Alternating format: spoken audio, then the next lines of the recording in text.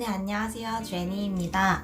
제가 오늘은 어떤 콘텐츠를 가져왔냐면, 제가 제일 좋아하는 작가님이 이번에 세 번째 책을 출간하게 됐어요.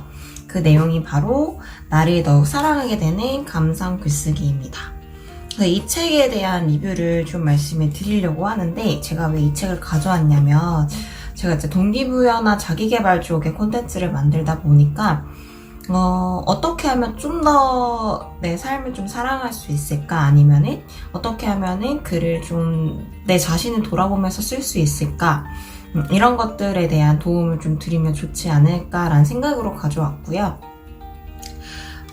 이 책을 가져왔는데, 사실은 저는 글쓰기에 관련된 책인 줄 알았어요. 그런데 이 책 같은 경우는, 좀 더 내 자신을 바라보게 하는 책입니다. 그래서 많은 분들이 좀 봤으면 좋겠다라는 생각이 들어서 가져오게 됐어요. 이 책을 가져온 이유는 딱 글만 읽어도 굉장히 울림이 있다고 해야 되나? 그런 것들이 되게 많았고, 만약에 조금 삶이 힘들다, 아니면은 삶이 조금 단조롭다라고 생각하시는 분들이 읽으면 너무너무 좋을 것 같아서 이 책을 가져오게 됐습니다. 이 책의 글귀들과 내용들을 토대로 같이 좀 이야기를 나누면 좋을 것 같아서 가져왔어요. 일단 제가 이렇게 책으로 표시를 해놨고요. 사실은 기록을 좀 해놓고 싶은 부분은 굉장히 많았는데 그거는 필기를 따로 했고, 이거는 이제 콘텐츠로 좀 말씀을 드리기 위해서 제가 표시를 해놨으니까 같이 보면서 나누면 좋을 것 같아요. 일단 첫 번째로는 제가 되게 좀 나누고 싶었던 게 있었어요. 이 제목이 순간은 오롯이 나로서 감정의 주인 되기, 있는 그대로 받아들여라 라는 내용이 있는데, 자존감이 내려갔을 때 또는 나를 덜 사랑하게 됐을 때, 나보다 상대방을 더 중요하게 생각했을 때였다. 그리고 내 마음이 왜 불편한지를 살폈다. 자세히 살펴보니 내 가치에 맞지 않는 일을 할 때 나의 마음이 더 불편함을 느끼는 것이었다. 라는 내용이 있었습니다. 제가 이 글귀를 굉장히 좋아하는 이유는 상대방을 제가 더 생각을 많이 했었거든요.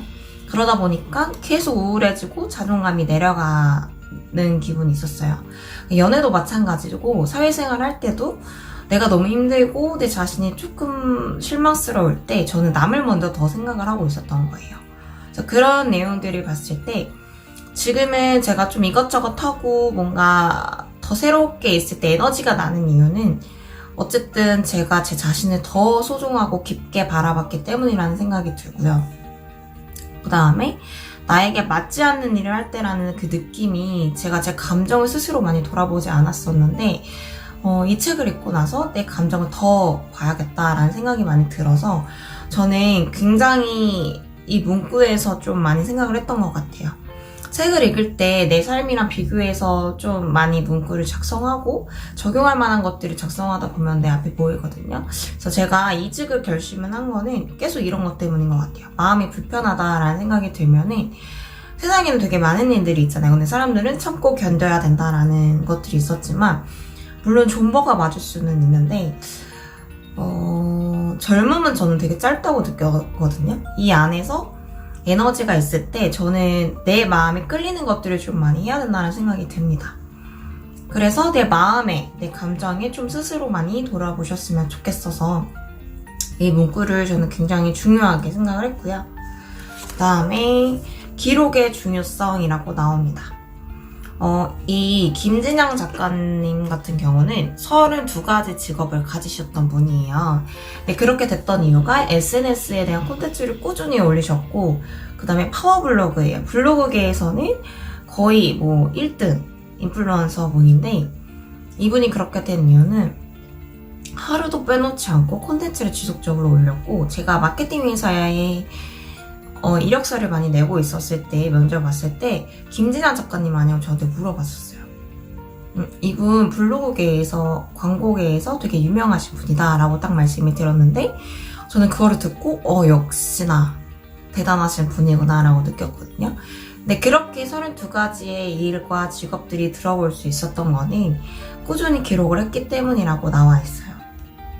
그래서 저도 한 가지라도 퍼스널 브랜딩을 잘 하게 된다면 충분히 지금 1인 기업으로 잘할 수 있지 않을까라는 생각으로 저도 매번 이제 뭐 약속이 있거나 술을 먹거나 이럴 때가 있어도 블로그를 매일 제 걸 올리거든요. 근데 그렇게 하는 이유는 어쨌든 기록으로 남기고 내가 꾸준히 할 수 있는 것들은 계속 하자라는 생각 때문에 하는 거고, 유튜브도 뭐 바쁘지만 그래도 이렇게 찍고 있는 경우도 그냥 내가 내 스스로의 콘텐츠를 좀 많이 남기고 싶다라는 생각 때문에 찍고 있습니다.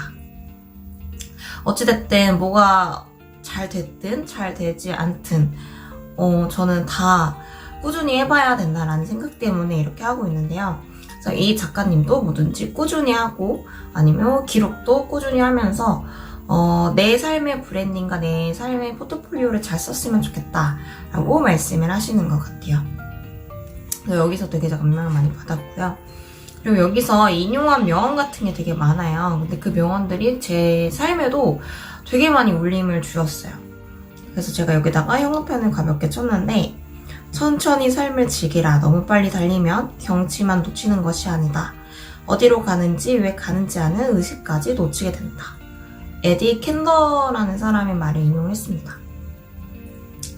천천히 삶을 즐기라 라는 말에서 사실 속도가 저는 정말 중요하다라고 생각은 했어요. 왜냐면 나이가 점차 오르게 되면서 내가 뭔가 준비를 하지 않았나 라는 생각이 있었는데, 사실 방향이 제일 중요하다라는 건 알면서도 속도만 바라봤고 그 속도 때문에 놓쳤던 것들이 좀 많지 않았나 라는 생각이 많이 듭니다. 그래서 제 주변의 환경도 보고 그 하루가 어떻게 바라볼 수 있는지도 보고 내 주위 사람들, 내 사람들도 바라봐야 되고 이런 것들을 좀 보게 되면서 내 삶을 각박하게 만들지 말고 좀 더 다채롭게 보내야 되지 않을까 라는 생각을 하게 되었습니다. 뭐 그런 거에 대한 인용의 문구를 써놨는데 이거는 제 걸로 그냥 블로그에 쓰는 걸로 하겠습니다. 그 다음에 또 제가 마음에 와닿았던 거, 삶의 가치가 있고 목표와 계획이 있다면 흔들리지 않는다. 삶에서 가치를 찾는 것은 매일 밥을 걱정하는 것보다 수만 배 더 중요하다 라고 합니다. 삶의 가치가 있고 목표와 계획이 있다면 흔들리지 않는다라는 얘기는 어떤 회사 생활에서 누군가 나에게 뭔가 말을 했을 때 내가 상처를 많이 받거나 내 삶이 흔들리는 경우가 좀 많이 있는 것 같아요. 근데 저는 가치와 목표가 제대로 성립돼 있다면 정말 무슨 일이 있어도 저는 흔들리지 않을 것 같다는 생각이 들었거든요. 사실 삶의 가치가 있는 거는 어떤 거냐면 저는 어쨌든 도움을 주는 사람이 돼야 된다는 생각이 한 중학교 때부터 있었어요. 유니세프를 보고 그때 나는 저런 데 가서 뭔가 사람들이 도와주는 사람이 돼야지라고 했다가 점점 크면서 꼭 자선단체가 아니더라도 도움이 될 수 있는 사람은 무수히 많다라고 해서 일단은 임상영양사라고 해서 병원에서 환자들이 이제 치료해주는, 상담을 해주는 사람이 되겠다고 하다가 지금은 마케팅으로 들어와서 내 자신을 브랜딩하고 다른 사람들도 도와줄 수 있겠다라는 생각으로 지금 이렇게 방향성을 잡아가고 있거든요. 근데 너는 왜 이렇게 일찍해? 너는 왜 이렇게 왔다 갔다 다른 것들을 많이 해? 라는 얘기를 들을 때마다 일단 내가 정해진 가치에 따라서 나는 가니까 난 아무렇지 않아. 여기 아니면 갈 데 많아. 왜냐면 내가 하고 싶은 일도 되게 많고 난 자신 있거든. 이런 생각으로 좀 많이 있어요.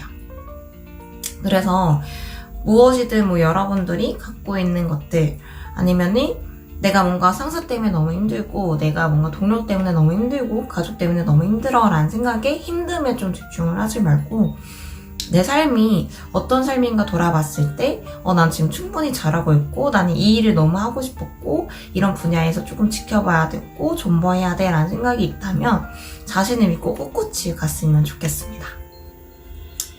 그런 생각이 좀 많이 들었고요. 그 다음에 제가 또 문구를 찍었던 거, 자신의 직감을 믿으라. 모임이나 약속이 불편하게 느껴질 때가 있다. 그런 약속은 가지 않는 게 좋다. 인간의 직감은 정확하다. 그런 자리에 갔을 때 안 들어도 되는 말을 듣거나 안 봐도 되는 것을 보게 된다. 사실 제가 모임이 진짜 많았어요. 근데 마음이 불편한데 그 사람들이 원해서 가는 경우가 되게 많았었거든요. 되게 현타라고 하죠. 현타가 되게 많이 왔었어요. 그래서 그런 현타들을 하면서까지 내 시간과 돈과 감정을 다 쏟아야 되나? 라는 생각이 많이 들었었는데, 지금은 인간의 직감이 정확하기 때문에 마음이 불편하다라는 생각이 드는 모임이나 자리나 이런 데는 가지 않기 시작을 했고, 제 시간을 더 소중히 하기 시작했습니다. 그래서 일단은 거절하는 법을 잘 몰랐었는데, 지금은 웬만하면은 잘 눈치를 봐서 거절도 하고 있고, 또 지금 다른 책을 읽고 있는데 그 책에서 거절하는 방법도 이제 좀 알려주고 있어요. 그 거절이 왜 안 되냐면 내 자신의 시간 소중하게 생각하지 않아서 라고 해서 저도 제 자신의 시간과 약속을 더 지켜야겠다라는 생각이 많이 들었습니다. 그래서 저도 제 시간과 제 감정과 제 목표와 방향성을 잘 지키기로 계속 결심하면서 그렇게 계획표를 짜고 있습니다. 자, 마지막. 행복은 감사에서 시작된다. 아침에 독서를 하고 글을 쓰니 더 감사한 하루가 시작된다. 아침에 눈을 뜨며 감사한 마음을 가져보면 어떨까? 감동받을 일을 더 자주 만들어 보면 어떨까? 라는 내용이 있습니다. 이거를 하는 이유는 자고 일어나서 너무 정신없이 출근 준비하고 출근하면 너무 기분이 안 좋아요. 왜냐면 일을 바로 들어가야 되니까 일을 바로 하는 게 너무 싫을 때가 있어요. 왜냐면 나는 내 일을 하고 싶은데 다른 일을 하고 있다라는 생각이 있었거든요. 근데 지금은 아침에 눈을 떠서 늦게 일어났든 일찍 일어났든 그냥 내 할 일을 하는 거예요. 생각도 내가 내 할 일 먼저, 내 시간이 먼저 중요. 오늘 퇴근 후에 뭐 해야 될지, 업무 중간중간에 짬날 때 이런 걸 해야 될지, 그리고 아침에 일찍 일어나게 되면 학원 일기라던가 아니면 독서 한 줄 더 하면서 내 자신에게 감사하기, 밤에는 차 한 잔 먹으면서 내 몸을 좀 따뜻하게 해주기, 뭐 이런 것들을 좀 하다 보니까 조금 더 자존감도 높아지고 조금 더 내 삶의 자존감과 감사함이 더 많아지는 것 같습니다. 그래서 이게 제목이 나를 더욱 사랑하게 되는 감성 글쓰기인 것 같아요. 글을 쓰면서 기록을 하면서 나를 더욱더 사랑하게 만들어서 다른 사람들에게도 그런 감정과 행복감과 선한 영향력을 좀 전파할 수 있지 않을까 라는 생각이 많이 들었고요. 자기계발 책을 좋아하고 에세이도 좋아하고 정보 관련 책도 좋아하지만 우선적으로 자존감이 떨어져 있다면 이 책을 읽으시는 것도 도움이 많이 될 것 같습니다. 지금까지 감성 글쓰기에 대한 책에 대한 내용과 그 다음에 저에 대한 내용을 좀 말씀을 드렸었는데 다음에도 좋은 책이 있으면 또 갖고 와서 공감할 수 있도록 가져오도록 하겠습니다. 만약에 이 동영상이 좋으셨다면 좋아요와 구독 부탁드릴게요. 안녕!